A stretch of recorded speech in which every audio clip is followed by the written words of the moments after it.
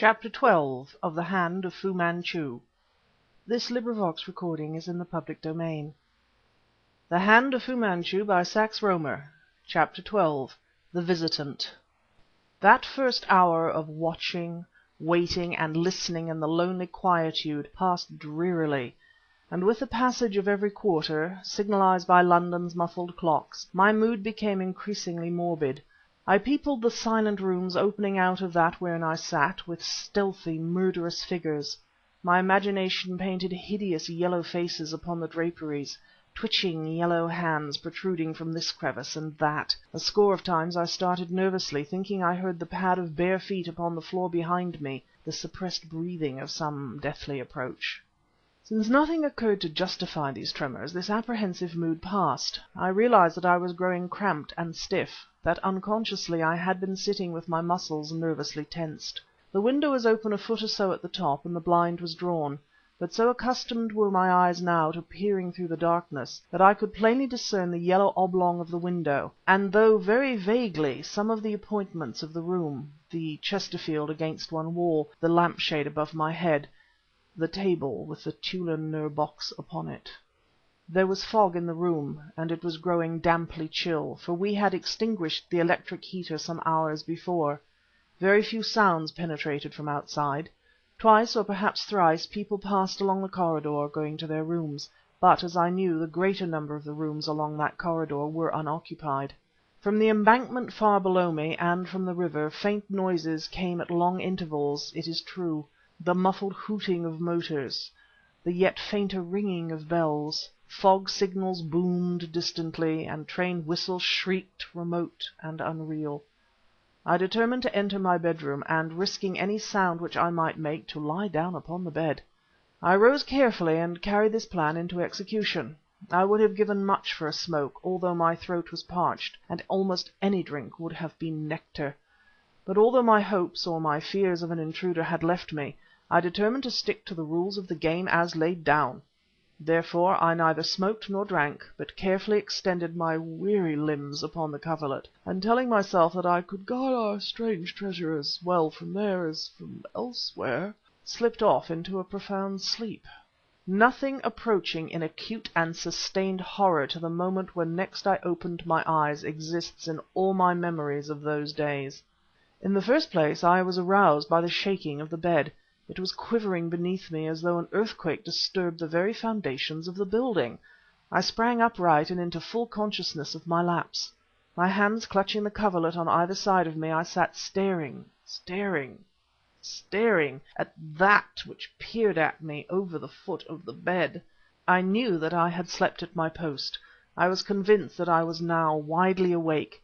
Yet I dared not admit to myself that what I saw was other than a product of my imagination. I dared not admit the physical quivering of the bed, for I could not, with sanity, believe its cause to be anything human.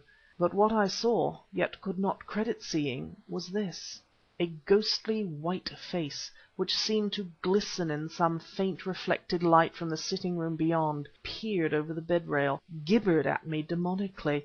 With quivering hands this nightmare horror, which had intruded where I believed human intrusion to be all but impossible, clutched the bedpost so that the frame of the structure shook and faintly rattled. My heart leaped wildly in my breast, then seemed to suspend its pulsations and to grow icily cold. My whole body became chilled horrifically. My scalp tingled. I felt that I must cry out or become stark raving mad. For this clammily white face, those staring eyes, that wordless gibbering, and the shaking of the bed in the clutch of the nameless visitant, prevailed, refused to disperse like the evil dream I had hoped it all to be, manifested itself, indubitably, as something tangible, objective. Outraged reason deprived me of coherent speech. Past the clammy white face I could see the sitting-room illuminated by a faint light.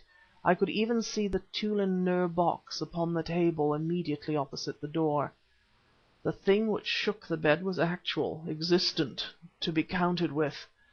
Further and further I drew myself away from it, until I crouched close up against the head of the bed. Then, as the thing reeled aside, and, merciful Heaven, made as if to come around and approach me yet closer, I uttered a hoarse cry and hurled myself out upon the floor and on the side remote from that pallid horror which I thought was pursuing me.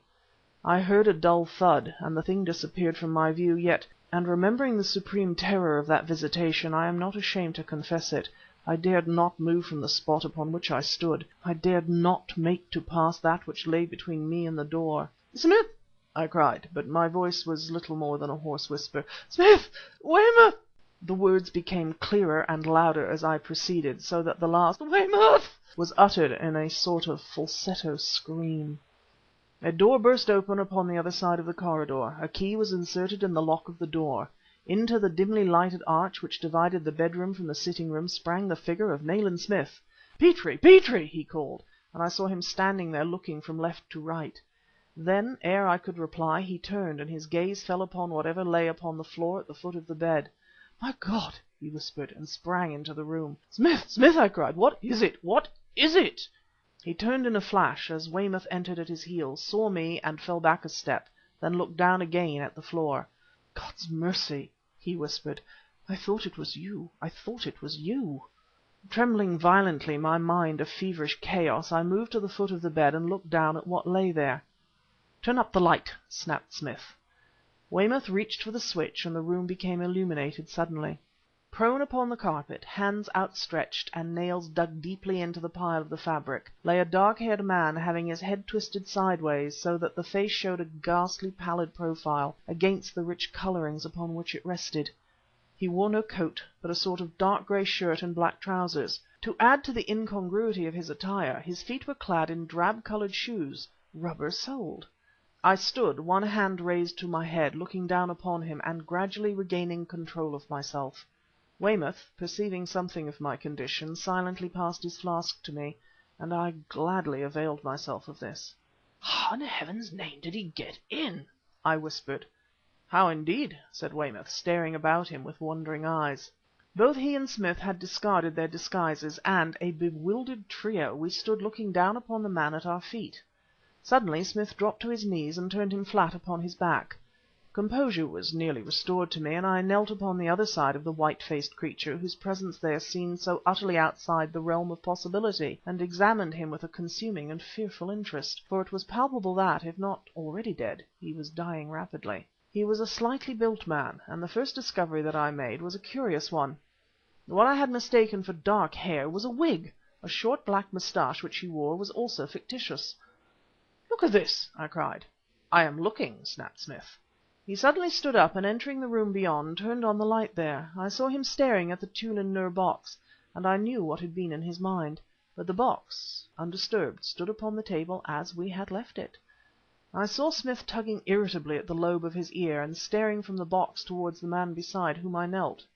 "For God's sake, what does it mean?" said Inspector Weymouth in a voice hushed with wonder. "How did he get in? What did he come for? And what has happened to him?" "As to what has happened to him," I replied, "unfortunately I cannot tell you. I only know that unless something can be done, his end is not far off.